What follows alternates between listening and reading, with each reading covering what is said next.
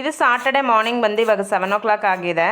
ಸರಿ ಹಿಂದಿನ ದಿನನೇ ನಾನು ಒಬ್ಬರನ್ನ ಗಾರ್ಡನ್ ಕ್ಲೀನ್ ಬರೋದಕ್ಕೆ ಹೇಳಿದ್ದೆ. ಅವರು ಬರ್ತೀನಿ ಅಂತ ಹೇಳಿದರು. ಹಾಗೆ ಮಾರ್ನಿಂಗೇ ಬಂದಿದ್ದಾರೆ. ಇವಾಗ 7 o'clock ಆಗಿದೆ. ಇವಾಗ ಗಾರ್ಡನಲ್ಲೆಲ್ಲ ತುಂಬ ಹುಲ್ಲು ಬೆಳ್ಕೊಂಡಿತ್ತು. ಇವಾಗ 7 months ಬ್ಯಾಕ್ ಅಷ್ಟೇ ನಾನು ಕ್ಲೀನ್ ಮಾಡಿಸಿದ್ದು. ಅಷ್ಟೇನು ಹುಲ್ಲಿಲ್ಲ ಇವಾಗ.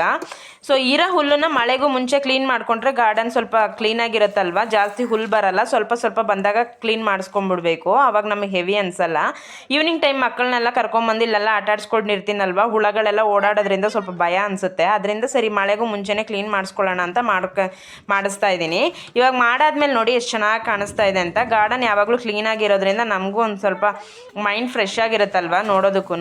ನೋಡಿ ಬಾಳೆ ಗಿಡದಲ್ಲ ರೆಕ್ಕೆ ಎಲ್ಲ ಒಣಗೋಗಿತ್ತಲ್ವ, ಅದನ್ನೆಲ್ಲ ತೆಗೆದು ಕ್ಲೀನ್ ಮಾಡಿದ್ದಾರೆ. ಶುಂಠಿ ಗಿಡದಲ್ಲಿ ಇವಾಗ ಹೂವು ಬಿಟ್ಟಿದೆ. ಅದು ನಾನು ಇವಾಗ ಫಸ್ಟ್ ಟೈಮ್ ನೋಡ್ತಾ ಇರೋದು. ಚೆನ್ನಾಗಿದೆ ಅಲ್ವಾ ನೋಡೋದಕ್ಕೆ. ಗಾರ್ಡನ್ ಎಲ್ಲ ನೋಡಿ ಇವಾಗ ಕ್ಲೀನ್ ಆಗಿಬಿಟ್ಟಿದೆ. ನನಗಂತೂ ತುಂಬ ಖುಷಿ ಆಯಿತು. ನಿಮಗೂ ಇಷ್ಟ ಆದರೆ ಲೈಕ್ ಮಾಡಿ friends. Okay bye, happy gardening.